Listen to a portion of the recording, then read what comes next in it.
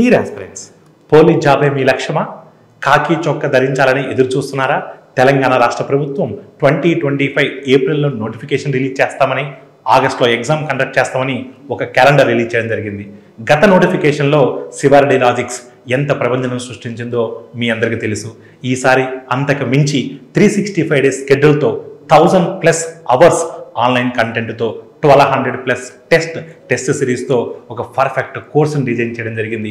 ఈ కోర్సులో very basic level నుంచి అడ్వాన్స్ లెవెల్లో బెస్ట్ ఆన్లైన్ కంటెంట్తో ఒక అద్భుతమైనటువంటి కోర్సును డిజైన్ చేయడం జరిగింది. కాకి జాబే లక్ష్యంగా పెట్టుకొని ప్రిపేర్ అవుతున్నటువంటి సీరియస్ ఆస్పిరెంట్స్ ఇమ్మీడియట్గా కాంపీట్ మైండ్స్ మొబైల్ యాప్ని డౌన్లోడ్ చేసుకొని కోర్సులో ఎన్రోల్ అయ్యి మీ ప్రిపరేషన్ స్టార్ట్ చేయండి. మీరు కలగంటున్నటువంటి మీ పోలీస్ జాబ్ మీ సొంతం చేసుకోండి. Thank you all of. Dear aspirants, welcome to compete minds.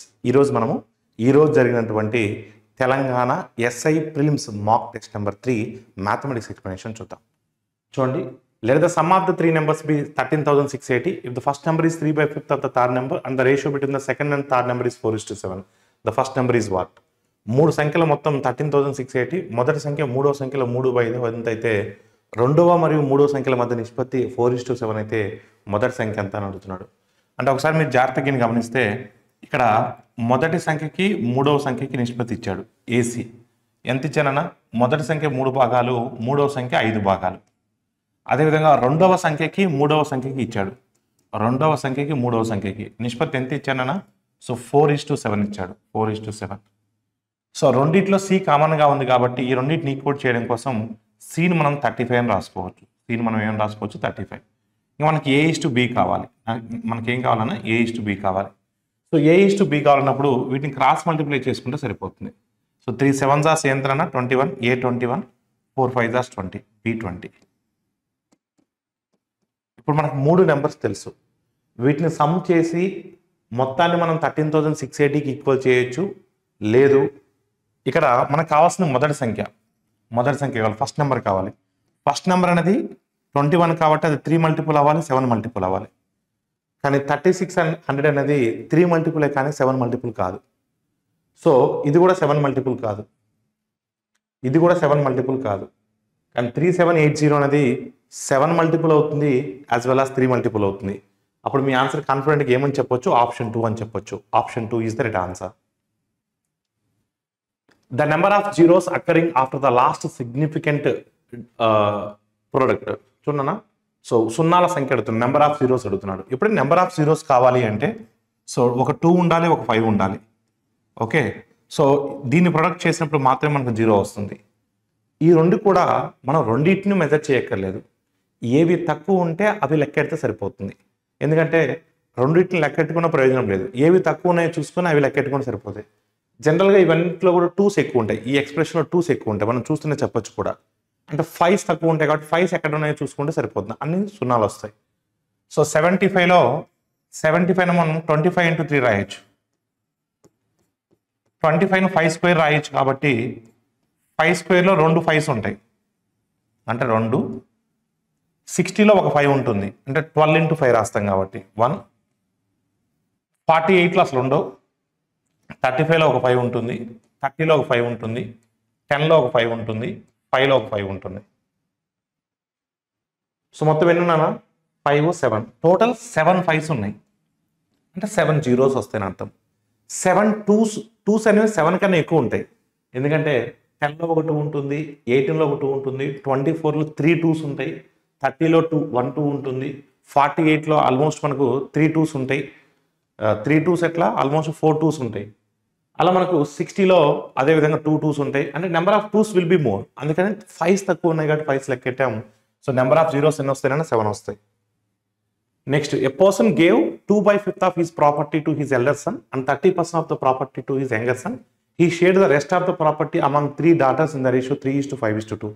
If one of his sons got 20,000 more than the other, then the largest share among the share of the daughters is what?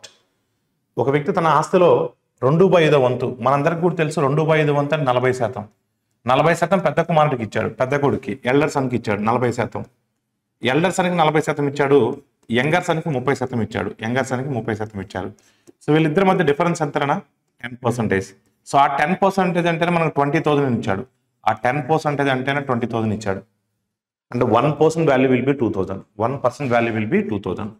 So అడిగిన question ఏంటంటే పెద్ద అంటే ముగ్గురు కుమార్తెలకు ఇచ్చారు కదా, మిగిలింది ముగ్గురు కుమార్తెలకు ఎలా పంచారు? 3:5:2 అంటే మొత్తం 10 పార్ట్స్. ఎల్డర్ సన్కి 40%, యంగర్ సన్కి 30. అంటే 3 డాటర్స్కి కలిపి ఎంత వచ్చి ఉంటుంది అన్న? 3 డాటర్స్ కలిపి ముగ్గురు కుమార్తెలకు కలిపి 30% వచ్చి ఉంటుంది కదా. ముగ్గురు కుమార్తెలకు కలిపి మొత్తం 100% కదా ఆస్తి. ఈ 30% కూడా ముగ్గురు కుమార్తెలకు పంచారు. ఏమని? 3:5:2 అని. సో అడిగింది అతిపెద్ద వాటా ఏ కుమార్తెకు వచ్చింది. సో మొత్తం ఎన్ని పార్ట్స్ ఇవి? 10 పార్ట్స్. సో 10 పార్ట్స్ అంటే 30%. అప్పుడు ఒక్కొక్క పార్ట్ ఎంత అవుతుందంటే 3% అవుతుంది. పెద్ద వాటా అంటే 5 భాగాలు కదా. 5 × 3 15%. 1% అంటే 2,000 కదా. మరి 15% అంటే 30,000. సో వచ్చిన వాళ్ళలో పెద్ద కుమార్తెకి ఎక్కువ వాటా వచ్చింది. అంటే ఒక కుమార్తెకి ఆమెకు వచ్చినటువంటి వాటా ఎంత అంటే 30,000. The ratio of the present price of 2 bicycles is 2:3. So 2 years later, when the price of the first one it is increased by 15% and the second one it is increased by 475 rupees, the ratio of the prices become 3:5. The present price of the first bicycle in terms of rupees is what? So నేనేమంటున్నానంటే ఇది 2:3 కాబట్టి నేను దాన్ని 200, 300 అనుకుంటున్నాను. ఇది 200x అనుకుంటున్నాను. Okay, రెండోది 300x అనుకుంటున్నాను. 100s అనుకుంటున్నాను ఈజీ కోసం. మొదటిది 15% పెరిగింది. ఎంత? 15% పెరిగింది. అంటే 200 మీద 15%. 200లో 10% అంటే 20, 5% అంటే 10. సో 15% అంటే 30x పెరుగుతుంది. నెక్స్ట్ సెకండ్ది 475 రూపీస్ పెరిగింది. ఎందుకు ఎక్స్ అనే ఫార్మాట్లో వెళ్తున్నాము అంటే ఒకటేమో పర్సంటేజెస్లో ఇచ్చాడు, ఇంకొకటి వాల్యూస్లో ఇచ్చాడు, అందుకని అలా తీసుకున్నాం. సో అప్పుడు కొత్త ప్రైసెస్ రేషియో ఎంత అయింది? 3:5 అయింది. ముందు 1x ఎంత కనుక్కుంటాం, దాని తర్వాత 200x కనుక్కుంటాం. చూడండి, 5 × 200 అంటే 1000 అవుతుంది. 3 × 300 అంటే 900 అవుతుంది. సో ఇక్కడ 230 ఉంది కదా. ఎస్, 30x కూడా ఉంది కదా. అంటే 1150 అవుతుంది ఇక్కడ. ఇది 900 అవుతుంది. సో 1150లోంచి ఒక 900 తీసేస్తే 250. అంటే 250x ఈజ్ ఈక్వల్ టు ఎంత అవుతున్నాను ఇక్కడ మనకు? 3 × 475. 3 × 400 1200. 3 × 75 225. 1200 + 225 1425. అంటే 250x వాల్యూ 1425. మనం అడిగింది మొదటిది మనం ఏమనుకున్నాం? 200x అనుకున్నాం. ఇప్పుడు మనం 200x కనుక్కుంటే సరిపోతుంది. సో 55 జార్స్ అనేది, ఇది 54 jars. 5 2 times 5 8 jars, 5 5 jars. 4 × 285. So 285 double చేస్తే 570. 570 డబల్ చేస్తే 1140. Your answer is what? 1140. So option 3 is the right answer. If the difference between the yearly compound interest for 2 years and the simple interest for 3 years and a certain sum at 10% per annum is 1080, find the principal. So సాధారణ వడ్డీకి చక్రవడ్డీకి ఇచ్చాను. 10%తో చక్రవడ్డీకి ఇచ్చాడు 2 సంవత్సరాలకి. 10%తో చక్రవడ్డీ 2 సంవత్సరాలకి అంటే మనకు చక్రవడ్డీ 21% అవుతుంది. మొదటి సంవత్సరం 10% ఉంటుంది, రెండో సంవత్సరం కూడా 10% ఉంటుంది. కానీ రెండో సంవత్సరం లెక్కెట్టేటప్పుడు 10% మీద మళ్ళీ 10% లెక్కెడతాం కాబట్టి 1% ఎక్స్ట్రా వస్తుంది. అందుకని 21% వస్తుంది. ఇది చక్రవడ్డీ. ఇదేనా చక్రవడ్డీ, కాంపౌండ్ ఇంట్రెస్ట్. ఇది నెక్స్ట్ ఏంటంటే 3 సంవత్సరాల సాధారణ వడ్డీ. 3 సంవత్సరాల సాధారణ వడ్డీ ఎంత అవుతుంది? 3 సంవత్సరాల సాధారణ వడ్డీ సంవత్సరానికి 10% అంటే సాధారణ వడ్డీ డైరెక్ట్గా తీసుకుంటాం. సో 3 సంవత్సరాలు అంటే ఎంత అవుతుంది? 30% అవుతుంది. 3 × 10. ఈ డిఫరెన్స్ ఇచ్చాను. డిఫరెన్స్ ఎంత ఇచ్చాను? 9%. పర్సంటేజ్ ప్రకారం 9%, వాల్యూ ప్రకారం 1080. అయితే మనకు కావాల్సిన 100% వాల్యూ ఎంత? సో 9 ఎన్ని టైమ్స్ అనేది? 9 12 టైమ్స్. 9 12 టైమ్స్ అంటే ఎగ్జాక్ట్గా 120 టైమ్స్ పోతుంది. సో 100 × అంటే ఎంత వస్తుందన్నా? ఆల్మోస్ట్ 12,000 వస్తుంది. సో ప్రిన్సిపల్ ఎంత? 12,000. సో ఆప్షన్ 4 అనేది మీ ఆన్సర్గా చెప్పొచ్చు. The sum of the distant primes that divides 5,400. So విభిన్న ప్రధాన సంఖ్యల మొత్తం అడుగుతున్నాడు. ముందు ఆ 5,400ని మనము విభిన్న ప్రధాన సంఖ్యలు భూములుగా ఉండే విధంగా రాసుకోవాలి. సో 54ని ఎలా రాయొచ్చు అన్న? మనం 27 × 2 రాయొచ్చు. అంటే 2 × 27. 27 మనం 3³ అని రాయొచ్చు. ఇది 100 కదా. 100ని ఎలా రాయొచ్చు? 4 × 25 రాయొచ్చు కదా. 4ని 2 స్క్వేర్ రాయొచ్చు, 25ని 5 స్క్వేర్ రాయొచ్చు. ఇలా రాయాలి తప్ప ఇంకా దాన్ని 2తో అలా సర్కిల్ చేయకూడదు. ఈ విధంగా స్ప్లిట్ చేసుకోవాలి. 54ని సపరేట్గా స్ప్లిట్ చేసా, 100ని సపరేట్గా స్ప్లిట్ చేశా. ఇప్పుడు చూడండి 2లు ఎన్ని ఉన్నాయన్నా? 2 క్యూబ్, 3 క్యూబ్. పవర్లో ఏమున్నా మనకు అనవసరం. మనకు కావాల్సిన విభిన్న ప్రధాన సంఖ్యలు మొత్తం. విభిన్న అంటే 2 అనేది ఒక ప్రధాన సంఖ్య, 3 అనేది ఒక ప్రధాన సంఖ్య, 5 అనేది ఒక ప్రధాన సంఖ్య. వీటి యొక్క సమ్ అడుగుతున్నాడు, భూముల యొక్క సమ్ అడుగుతున్నాడు. సో భూముల యొక్క సమ్ ఎంత అవుతుందన్న 10 అవుతుంది. So your answer is what? Option 1. A person borrowed a sum for simple interest at a certain rate for 3 years. If he has taken it for 2% higher rate, it would have fetched 720 rupees more. Then find the sum borrowed by him. ఒక వ్యక్తి 3 సంవత్సరాల కాలానికి ఒక నిర్దిష్ట రేటుతో borrow వడ్డీకి ఒక మొత్తాన్ని అప్పుగా తీసుకున్నాడు. ఒకవేళ అతడు దాన్ని 2% అధిక రేటుకి తీసుకున్నట్లయితే అతను మరో 720 రూపాయలు చెల్లించాల్సి ఉంటుంది. అప్పుడు అతను అప్పుగా తీసుకున్నటువంటి మొత్తం ఎంత అని అడుగుతున్నాడు. సో విషయం ఏంటంటే అధిక రేటు మాత్రమే తీసుకోండి, హయ్యర్ రేటు మాత్రమే తీసుకోండి. 1 ఇయర్కి 2% ఎక్స్ట్రా. అలా సంబంధిత ఎన్ని ఇయర్స్కి? 3 ఇయర్స్కి. 1 సంవత్సరానికి 2% ఎక్స్ట్రా అంటే 3 సంవత్సరాలకి 6% ఎక్స్ట్రా అవుతుంది కదా. ఆ 6% ఎక్స్ట్రా వల్ల కదా నీకు 720 రూపీస్ ఎక్స్ట్రా వచ్చింది.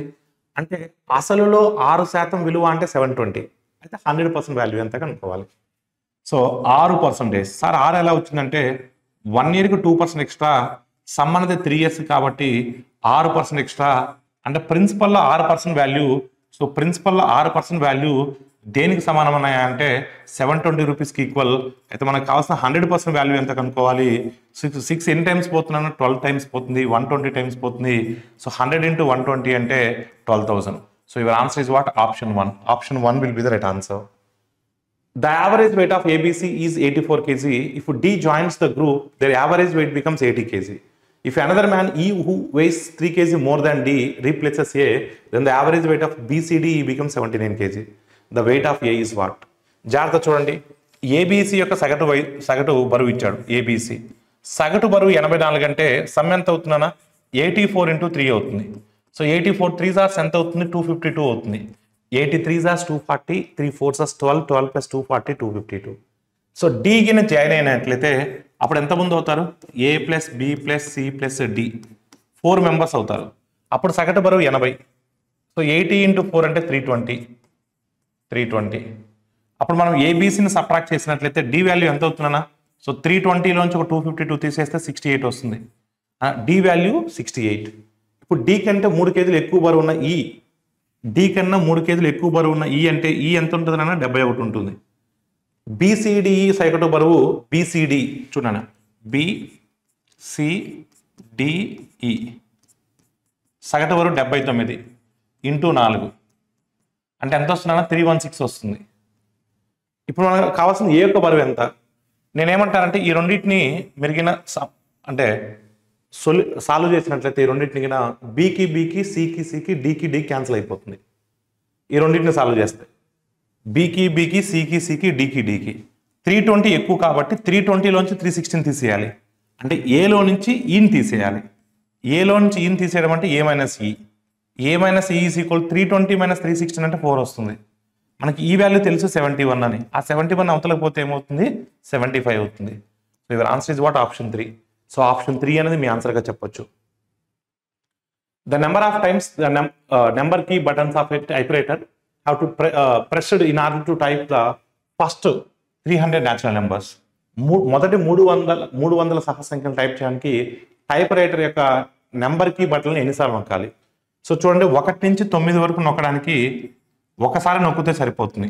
అంటే సింగిల్ డిజిట్ నెంబర్స్ కాబట్టి. సో 1 × 9 9. 2 డిజిట్ నెంబర్స్ ఎక్కడి నుంచి స్టార్ట్ అవుతాయి? 10 నుంచి స్టార్ట్ అవుతాయి. 10 to 99 ఇవన్నీ కూడా 2 డిజిట్ నెంబర్స్. అంటే 2 డిజిట్ నెంబర్స్ ఎన్ని ఉంటాయన్నా? 90 ఉంటాయి. అంటే 180. ఇంకా 3 డిజిట్ నెంబర్స్ ఎక్కడి నుంచి స్టార్ట్ అవుతాయి? 100 నుంచి స్టార్ట్ అవుతాయి. ఎక్కడ వరకు? 300 వరకు. ఎన్ని ఉంటాయన్నా? 100 నుంచి 300 వరకు అంటే మనకు ఆల్మోస్ట్ 201 ఉంటాయి. ఎన్ని ఉంటాయి? 201 ఉంటాయి. ఎన్ని డిజిట్స్ ఇవి? 3 డిజిట్స్. సో 201 ఉంటాయి. సో ఎంత వస్తుందన్నా? 603 అవుతుంది. సో మొత్తం యాడ్ చేస్తే మనకిన ఆన్సర్ మనకు 2తో ఎండ్ అవ్వాలి. So 780 + 12 792. So your answer is what? 792. A boy distributes chocolates among 4 of his friends in the ratio 1/3:1/4:1/5:1/6. The minimum number of chocolates this boy should have in order to do this distribution. ఆ చాక్లెట్లను పంచాలి అంటే కనీస చాక్లెట్లు ఎన్ని ఉన్నాయని అడుగుతున్నాడు. ఒకసారి మీ జాగ్రత్తగా చూస్తే 3కి 4కి 5కి 6కి ఎల్సిఎం చూద్దాం. 3 చేయక్కర్లేదు, 6లో ఉంటుంది. 5కి 6కి ఎల్సిఎం ఎంత? 30. 30కి 4కి ఎల్సిఎం ఎంత? 60. ఎందుకంటే ఇవి 4, 30 2 టేబుల్లో మ్యాక్సిమం క్యాన్సిల్ అవుతాయి. స్మాలెస్ట్ నెంబర్ 2 టైమ్స్ పోతుంది. 2 టైమ్స్ ఆఫ్ 30 అంటే 60.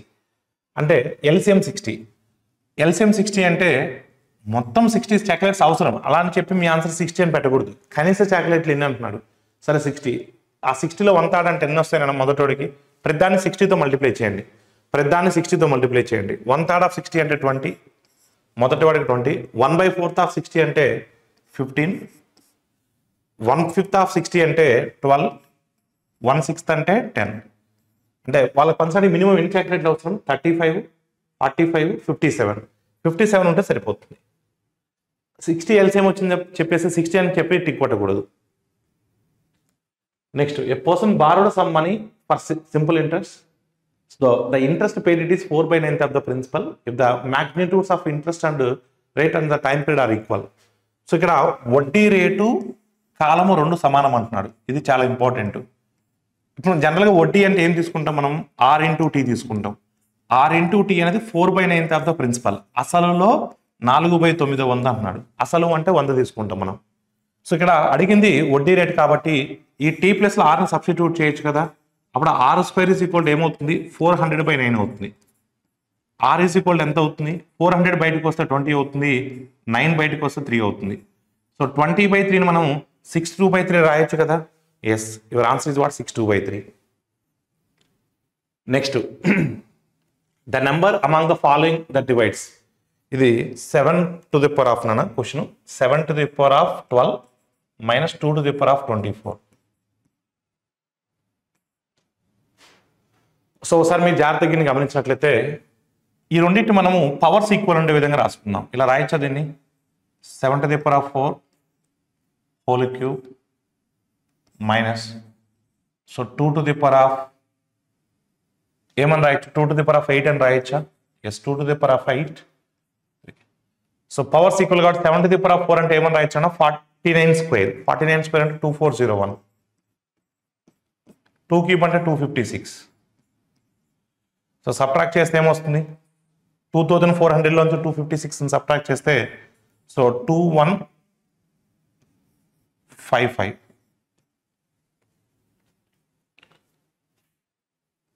ఎందుకంటే 2400లోంచి ఒక 215 సబ్ట్రాక్ట్ చేస్తే మనకి ఎంత వస్తుందన్నా? 2400లో నుంచి ఒక 215 సబ్ట్రాక్ట్ చేస్తే 2150, 145 వస్తుంది. సారీ, మళ్ళీ 6 తీసేయాలి కదా. 2145. 215 తీసేస్తే 2150. 11లో నుంచి ఒక 6ని తీసేస్తే 2145. సో ఇది ఏ మల్టిపుల్లో చెక్ చేసుకుంటే సరిపోతుంది. ఇక్కడ 5 ఉంది కాబట్టి 32 రాదు, 34 రాదు. ఎందుకంటే 32 టేబుల్లో 2 రాదు, 4 టేబుల్లో కూడా 2 రాదు. సో 35 తీసుకున్నాం అనుకోండి ఫర్ ఎగ్జాంపుల్. ఇది ఫస్ట్ ఆఫ్ ఆల్ 11 మల్టిపుల్. మీరు జాగ్రత్తగా గమనిస్తే ఇది 11 మల్టిపుల్. 2145 అనేది. 35 అనేది 11 మల్టిపుల్ కాదు. సో 33 అనేది 11 multiple. Next, the average age of 2 sons and their father is greater than the average age of the 2 sons and their mother by 4 years. If the average age of these 4 persons is 19 years and the average age of the 2 sons is 6 years, then the ratio of ages between father and mother. జాగ్రత్తగా గమనించిన జాగ్రత్తగా మీరు observe చేస్తే ఇద్దరు కుమారులు ఉన్నారు. వారి తండ్రి, ఇద్దరు కుమారులు మరియు వాళ్ళ తండ్రి సగటు వయసు. జాగ్రత్త చూడండి. కుమారులు 2 ఉన్నారు ప్లస్ వాళ్ళ తండ్రి ఫాదర్. వీరి సగటు వయసు అంటే బై 3. వీళ్ళ సగటు వయసు, ఇద్దరు కుమారులు మరియు వాళ్ళ వారి తల్లి సగటు వయసు కంటే, ఇద్దరు కుమారులు మరియు వారి తల్లి మదర్ సగటు వయసు కంటే 4 సంవత్సరాలు ఎక్కువ. అంటే వీళ్ళ సగటు వయసు, వీళ్ళ సగటు వయసు డిఫరెన్స్ ఎంత? 4. ఇప్పుడు మీరు జాగ్రత్తగా గమనిస్తే ఎల్సిఎం చేసినప్పుడు S1 S2కి S1 S2 క్యాన్సిల్ అయిపోయింది. అప్పుడు father minus mother is equal to ఈ 3 అవతలకి వెళ్తే ఏమవుతుంది? 3 × 4 12 అవుతుంది. అంటే ఫాదర్కి మదర్కి వ్యత్యాసం, వయసుల మధ్య వ్యత్యాసం 12 సంవత్సరాలు. సో మనకి ఇక్కడ నలుగురు వ్యక్తులు అంటే ఎవరెవరన్నా S1 + S2 plus father mother, నలుగురు కలిపి సగటు వయసు 19 సంవత్సరాలు అంట. సగటు వయసు 19 సంవత్సరాలు అంటే 4 × 19 76 అవుతుంది కదా. ఎస్. ఇంకోటి ఏంటంటే ఇక్కడ ఇద్దరు కుమారులు S1 + S2, ఇద్దరు కుమారుల సగటు వయసు 6 సంవత్సరాలు. సగటు వయసు 6 సంవత్సరాలు అంటే మొత్తం 12 అవుతుంది కదా. అప్పుడు ఫాదరు ప్లస్ మదర్ ఏమవుతుందన్నా, దీన్ని సబ్ట్రాక్ట్ చేసేస్తే ఫాదరు ప్లస్ మదర్ ఏమవుతుంది 64 అవుతుంది. అంటే ఫాదరు ప్లస్ మదరు 54, సారీ 64 కదా. ఎస్. ఇక్కడ కావాల్సిన వాళ్ళిద్దరు వయసుల మధ్య నిష్పత్తి కావాలి. మదర్ని తీసేస్తే 12ని 64లో తీసేయండి, 52 వస్తుంది. 52ను హాఫ్ చేయండి అంటే మదర్ 26, ఫాదర్ ఒక 12 ఎక్స్ట్రా ఉంటాడు. ఫాదర్ 12 ఎక్స్ట్రా ఉంటాడంటే 38 ఉంటాడు. సో సమ్ చేస్తే 64 వస్తుంది, డిఫరెన్స్ చూస్తే 12 వస్తుంది. అంటే ఇవర్ ఆన్సర్ ఇస్ వాట్ 19:13. ఫాదర్కి మదర్కి నిష్పత్తి ఎంతనా 19:13. So option 1 will be the right answer. Next, Sunil borrowed 25,000 from a money lender at 20% per annum compound interest.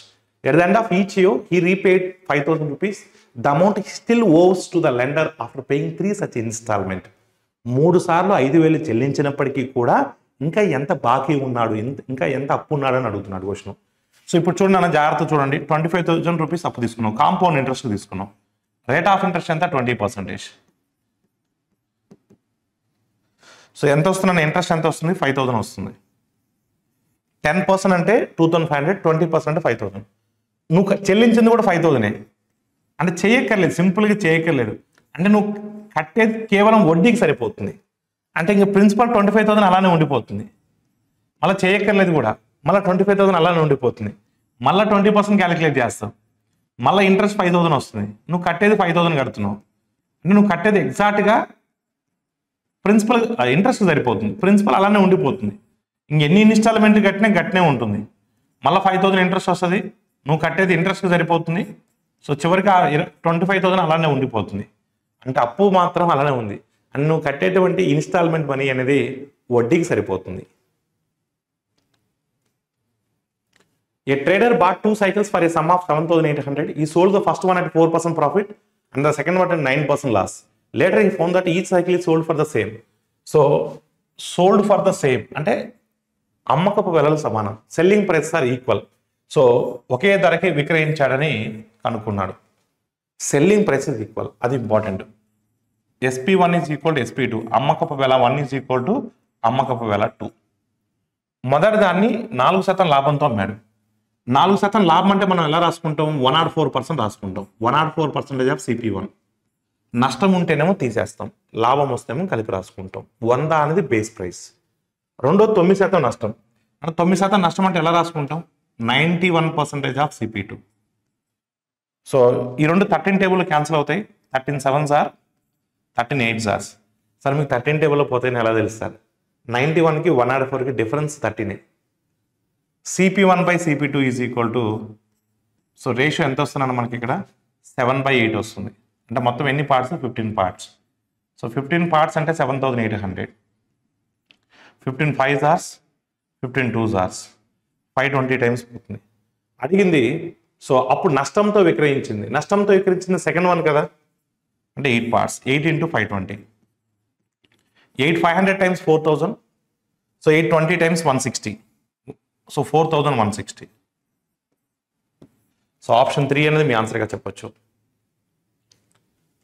A person sold an article for 144, thereby gaining a profit percent equal to the cost price. Then the price of that article is what?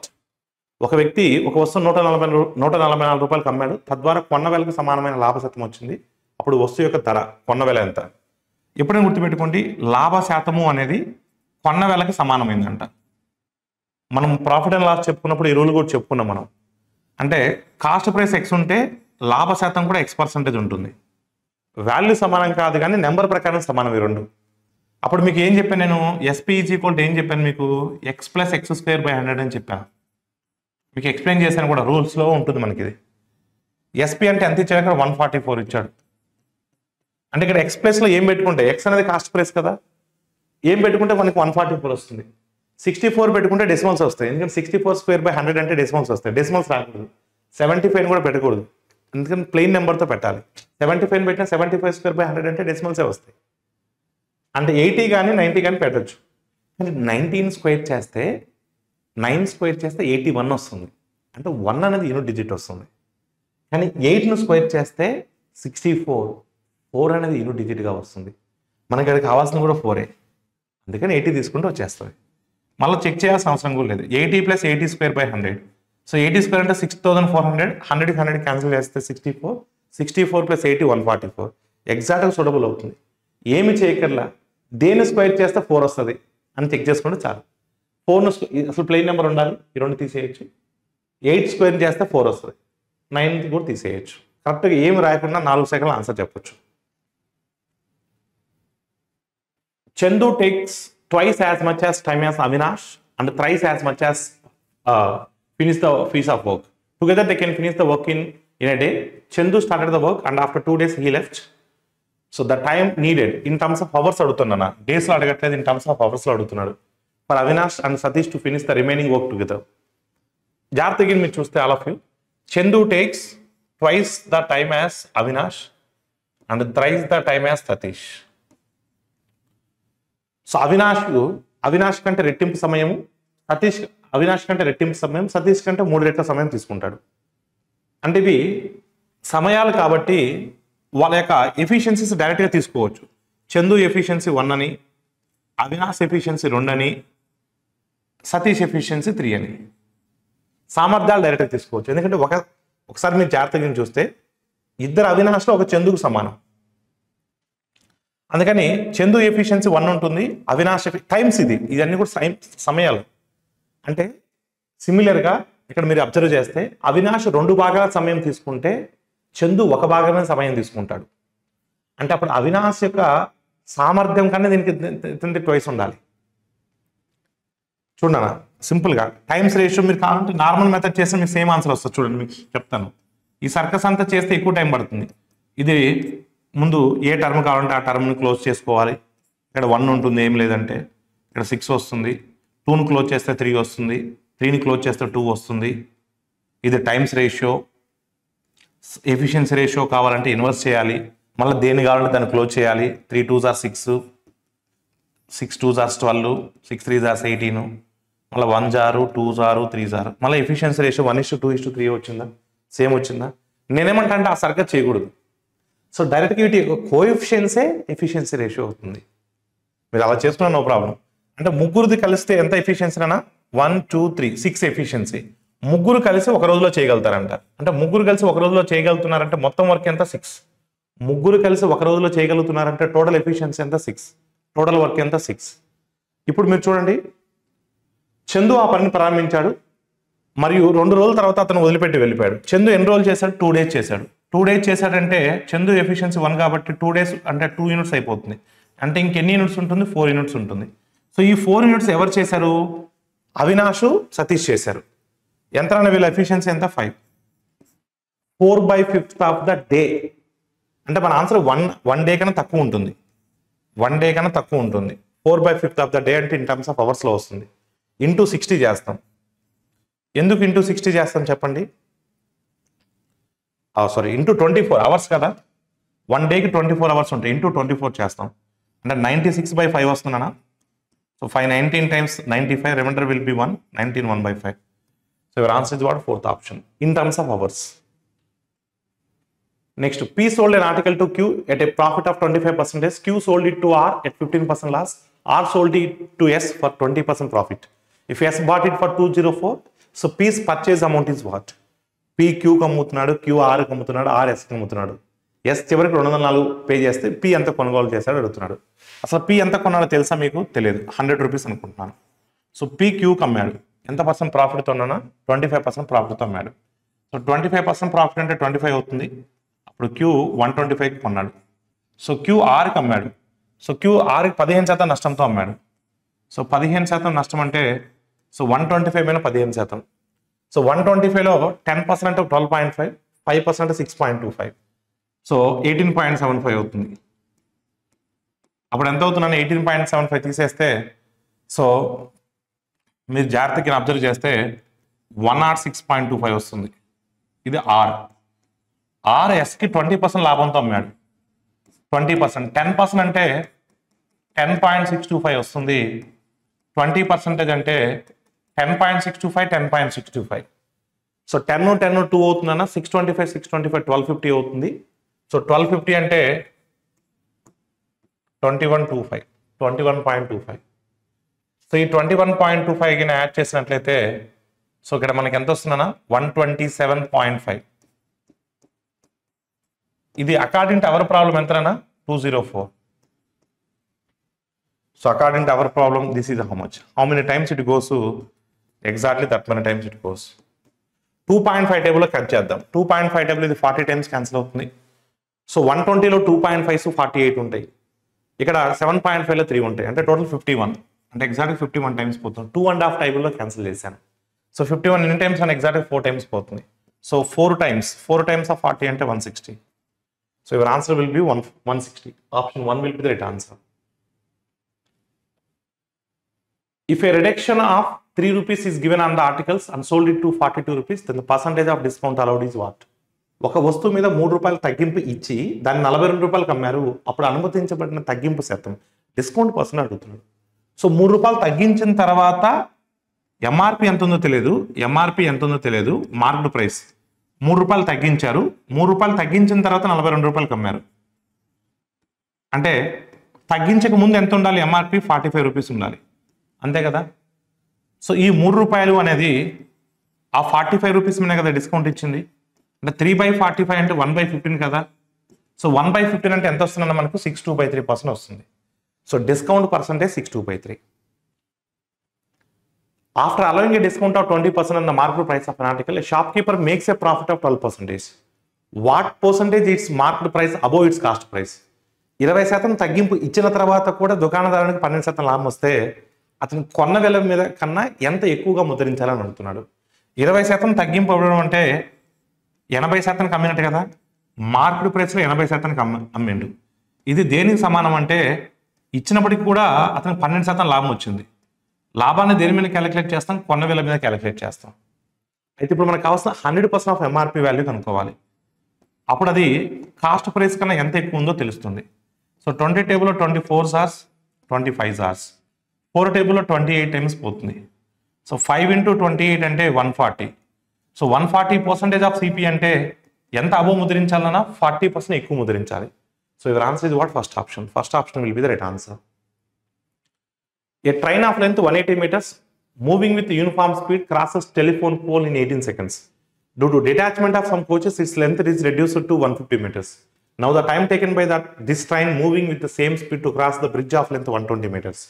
Initial గా train length 180 metres ఉందనా, అది 18 సెకండ్లలో ఒక పోల్ను దాటుకొని వెళ్ళిపోతుంది. పోల్ను దాటుతుంది అంటే train లెంతే distance అవుతుంది. ఓకేనా? పోల్ను దాటుతుంది అంటే ట్రైన్ లెంతే డిస్టెన్స్ అవుతుంది. ఇప్పుడు మనకు కావాల్సింది ఏంటంటే స్పీడ్ ఆఫ్ ద ట్రైన్ కావాలి. స్పీడ్ అంటే డిస్టెన్స్ బై టైం, దూరము బై కాలము. దూరం ఏమవుతుంది? ట్రైన్ లెంతే దూరం అవుతుంది. కాలం ఎన్ని సెకండ్స్ ఇచ్చాడు? 18 సెకండ్స్ ఇచ్చాడు. అప్పుడు స్పీడ్ ఆఫ్ ద ట్రైన్ ఎంత అవుతుందన్నా 10 మీటర్ పర్ సెకండ్ అవుతుంది. అదే వేగంతో అన్నాడు. అదే వేగంతో ఈసారి ఎవరిని దాటాలంట? 120 మీటర్స్ పొడవున్నటువంటి వంతెన దాటాలి. కానీ 120 మీటర్స్ పొడవున్నటువంటి వంతెన దాటేటప్పుడు రైలు పొడవు 150 మీటర్లే ఉంది, 180 మీటర్లు లేదు. ఎందుకంటే కొన్ని బోగీలు ఊడిపోయాయి. సో ఇప్పుడు ట్రైన్ లెంత్ 150 మీటర్సే ఉంటుంది. ఇప్పుడు ఈ ట్రైన్ 120 మీటర్స్ వంతెన దాటాలి. వంతెన దాటేటప్పుడు రైలు పొడవు ప్లస్ వంతెన పొడవు 270 అవుతుంది. ఎంత స్పీడ్తో వెళ్ళాలి? 10 స్పీడ్తో వెళ్ళాలి. సో 270/10 అంటే 27. Option 1 will be the right answer. In a 100 meters running race, if A defeats B in 10 meters and defeats C in 28 meters, then in how many meters B defeats C? 100 మీటర్ల పరుగు పందెంలో A 10 మీటర్లలో Bని ఓడించి 28 మీటర్లో Cని ఓడిస్తే B ఎన్ని మీటర్ల తేడాతో Cని ఓడిస్తుంది? ఏ winner అన్న అంటే ఏ 100 మీటర్స్ వచ్చే సమయానికి సో B అనేవాడు 10 మీటర్ల తేడాతో ఓడిపోతున్నాడు అంటే 90 మీటర్స్ వచ్చాడు. C అనేవాడు 28 మీటర్స్ తేడాతో ఓడిపోతున్నాడు అంటే 72 మీటర్స్ వచ్చాడు. అంటే ఏకి బికి డిఫరెన్స్ 10 ఉంటుంది, ఏకి సికి డిఫరెన్స్ 28 ఉంటుంది. అయితే అడిగిన క్వశ్చన్ ఏంటంటే సో బి సిని ఎన్ని మీటర్ల తేడాతో ఓడిస్తాడు? జనరల్ స్టూడెంట్స్ ఏమనుకుంటారంటే బి 90, సి 72 కాబట్టి వీళ్ళిద్దరి మధ్య డిఫరెన్స్ 18 కాబట్టి సో 18 అనే ఆప్షన్ టిక్ పడతారు. That is wrong. అలా చేయకూడదు. ఎందుకంటే పరుగు పందెంలో ఎప్పుడు కూడా ఒకే తటస్థ వేగంతో వాళ్ళు మూవ్ అవ్వరు. అది ఒక ప్రొఫెషనల్ రన్నింగ్ రేస్ కాబట్టి తర్వాత డిస్టెన్స్ అనేది మారిపోతుంది. అంటే ఇక్కడ సింపుల్ లాజిక్ ఏంటంటే బి 90 మీటర్స్ వెళ్ళే సమయంలో సి 72 వెళ్ళగలడు. అడిగిన క్వశ్చన్ ఏంటంటే బి 100 రీచ్ అయ్యే టయానికి సి ఎన్ని మీటర్లు వెళ్తాడో చూస్తే అప్పుడు ఎన్ని మీటర్ల తేడాతో ఓడిస్తున్నాడో తెలుస్తుంది. 0కి 0 క్యాన్సిల్ అయిపోతే 9 8 జార్ 72, 10 8 జార్ 80. అంటే బి అనేవాడు 100 మీటర్స్ వచ్చేసాయానికి సి అనేవాడు 80 మీటర్స్ వస్తాడు. అప్పుడు బీకి సికి డిఫరెన్స్ ఎంత అంటే 20. So your answer is what? Option 2. Option 2 will be the right answer. A certain number of men will complete a piece of work in 60 days. If 8 men join them, it will be finished earlier by 15 days. How many men were there in the originally? కొంతమంది పురుషులు ఒక పని 60 రోజుల్లో పూర్తి చేస్తారు. 8 మంది పురుషులు వారితో చేరినట్లయితే అది 15 రోజుల ముందే పని పూర్తవుతుంది. అసలు ఎంతమంది పురుషులు అసలు పనిలో ఉన్నారంటున్నాడు. సో మనకు ఇది యూనిటరీ మెథడ్లో వస్తున్నా M1 D1 is equal to M2 D2. అసలు ఎంతమంది పురుషులు ఉన్నారో తెలియదు. సమ్ ఎక్స్ మెంబర్స్ ఉన్నారనుకుందాం. ఎక్స్ మెంబర్స్ ఉంటే ఎన్ని డేస్ పడుతుందన్నా 60 డేస్ పడుతుంది. ఎక్స్ మెంబర్స్ ఉన్నప్పుడు 60 డేస్ పడుతుంది. నెక్స్ట్ 8 మంది పురుషులు యాడ్ అయ్యారు అంటే ఎక్స్ కాస్త ఎక్స్ ప్లస్ 8 అయ్యారు. ఈసారి 15 రోజులు ముందే అయిపోతుంది. అంటే 60 రోజులు పట్టాల్సింది 15 రోజులు ముందే అయిపోతుంది. అంటే 45 రోజులు పడుతుంది. ఎంత పడుతుందన్నా 45 రోజులు పడుతుంది. ఇప్పుడు ఏంటి చూడండి, ఎక్స్ వాల్యూ కనుక్కోవడమే. 15 4 sir 15 3 sir. ఇది 4x నానా, అది 3x. 4xలో 3x తీసేస్తే x వస్తుంది. 3 8 జాస్ అంటే 24. అంటే ఇనిషియల్గా ఎంతమంది ఉంటారంటే 24 మెంబర్స్ ఉంటారు. So option 1 will be the right answer. 12 men and 16 women can do a piece of work in 6 days and 15 men and 30 women can do it in 4 days. The time taken by 6 men and 12 women to complete the work is what? So indication అనేది 12 మంది పురుషులు ఉన్నారు, 16 మంది మహిళలు ఉన్నారు. ఈ team అయితే 6 డేస్లో పని పూర్తి చేస్తారంట. ఒకవేళ 15 మంది పురుషులు ఉంటే 30 మంది మహిళలు ఉంటే సో ఈ పని 4 రోజుల్లో ఫినిష్ చేస్తారంట. ముందు మ్యాన్కి ఉమెన్కి ఎఫిషియన్సీ ఫైండ్ అవుట్ చేయాలి. దాని తర్వాత టోటల్ వర్క్ ఫైండ్ అవుట్ చేయాలి. అప్పుడు ఆ టోటల్ వర్క్ని ఈ కొత్త టీం అనే వాళ్ళు ఎన్ని రోజుల్లో చేస్తారో చూస్తే సరిపోతుంది. సో 2 టేబుల్ దీన్ని 3 టైమ్స్ క్యాన్సిల్ చేద్దాం, దీన్ని 2 టైమ్స్ క్యాన్సిల్ చేద్దాం. 3 × 12 అంటే 36 men. 2 × 15 అంటే 30 men. 36 menకి 30 menకి డిఫరెన్స్ 6 men. మళ్ళీ అన్నిసార్లు స్టెప్స్ రాయకూడదు. ఇక్కడేమో 36 వస్తుంది, ఇక్కడేమో 30 వస్తుంది. డైరెక్ట్గా డిఫరెన్స్ 6 అని రాసుకుంటే సరిపోతుంది. సో 3 × 16 48, ఇక్కడ 60. 48కి 60కి డిఫరెన్స్ ఎంతనా 12. అంటే man by women is equal to సింపుల్గా రాయొచ్చు 12/6 అంటే 2/1. అంటే మ్యాన్ ఎఫిషియన్సీ 2 ఉంటుంది, ఉమెన్ ఎఫిషియన్సీ 1 ఉంటుంది. ఇప్పుడు మీరు ఈ సామర్థ్యాలు LHS సైడ్ సబ్స్టిట్యూట్ చేసిన మొత్తం వర్క్ వస్తుంది, RHS సైడ్ చేసినా సరే మొత్తం వర్క్ వస్తుంది. సో LHS సైడ్ చేద్దాం. 12 ఇంటూ మ్యాన్ ప్లస్లో 2 పెట్టండి 24 అవుతుంది. 16 × 1 40. అలా ఎన్ని డేస్ పట్టింది? 6 డేస్ పట్టింది. అంటే టోటల్ వర్క్ ఎంత అవుతుందన్నా 240 అవుతుంది. టోటల్ వర్క్ ఎంత అవుతుంది? 240. ఇప్పుడు ఈ 240ని ఎవరు చేయాలన్నా కొత్త టీం చేయాలి. కొత్త టీంలో ఎవరెవరు ఉన్నారు? 6 పురుషులు ఉన్నారు. పురుషులు అంటే 6 × 2 వస్తుంది. 12 మంది మహిళలు ఉన్నారు. 12 × 1. 6 × 2 అంటే 12. 12 × 1 అన్న 12. 12 + 12 24. సో 240 ని 24తో చేస్తే సో 10 డేస్ పడుతుంది. కొత్త టీం అయితే 10 డేస్లో వాళ్ళు వర్క్ని ఫినిష్ చేయగలరు. The cost price of a pair of shoes is 800 rupees. Its market price is 1060. If the shopkeeper suffered a loss of 12% in the festival sale, the approximate discount percentage he offered was how much? కొన్న విలువ ఇచ్చాను 800 అని, గుర్తించబడిన ధర 1060 అన్నాడు. Festival సేల్లో దుకాణదారు 12% నష్టాన్ని సవి చూస్తే అంటే MRP అనేది 1060 ఉంది, కానీ ఎంత కమ్మారో తెలియదు. అది మనం కనుక్కోవాలి. దాన్ని బట్టి మనకు డిస్కౌంట్ పర్సంటేజ్ అనేది వస్తుంది. కాకపోతే కొన్న విలువ ఇచ్చాడు ఏమని 800 రూపీస్ అని. 12% నష్టం వచ్చిందంట. అంటే 12% నష్టం వచ్చిందంటే 1296 కదా. సో 96 తీసేస్తే ఎంత వస్తుందంటే 704. అంటే ఎంత కమ్మినట్టు వాళ్ళు? 704 రూపీస్ కమ్మినట్టు. అమ్మిన విలువ 704. MRP ఎంత ఉంది? 1060 ఉంది. అంటే డిస్కౌంట్ ఎంత ఇచ్చుంటారు? So 354 rupees ఇచ్చుంటారు. ఎంత ఇచ్చుంటారు? 354 రూపీస్ ఇచ్చుంటారు. అంతే కదా. ఇక్కడ ఒక ఇది 700కి 360 ఎక్కువ. 356 కదా, 356 రూపీస్ ఇచ్చుంటారు. సో ఇది 700కి 360 ఎక్స్ట్రా, 4 తీసేస్తే 356. ఈ 356 అనేది దేని మీద ఇంట్రెస్ట్ అన్నా, దేని మీద డిస్కౌంట్ ఇచ్చారు, 1060 మీద. 356/1060. సో చేయక్కర్లేదు అన్న, ఎగ్జాక్ట్గా మీరు గిని చూస్తే జాగ్రత్తగా 356 3 టైమ్స్ అంటే 353 టైమ్స్ అంటే 1050. అంటే ఎగ్జాక్ట్గా అంటే అప్రాక్సిమేట్గా 1/3 వస్తుంది. సుమారుగా అన్నారు వాళ్ళు కూడా, సుమారుగా 1/3 వస్తుంది. సుమారుగా 1/3 అంటే 33 పాయింట్ సంథింగ్ కదా. So see the options 33 point something ఉన్న ఆప్షన్ ఒకటే ఉంది. So your answer is what 33.6. సో ఇప్పటి వరకు మనం డిస్కస్ చేసినటువంటి క్వశ్చన్స్ అన్ని కూడా ఈ రోజు జరిగినటువంటి Telangana SI prelims mock test number 3 mathematics part 1 explanation. So part 2 ఎక్స్ప్లెనేషన్లో మనము 26th నుంచి రిమైనింగ్ క్వశ్చన్స్ చూద్దాం. Thank you all of you.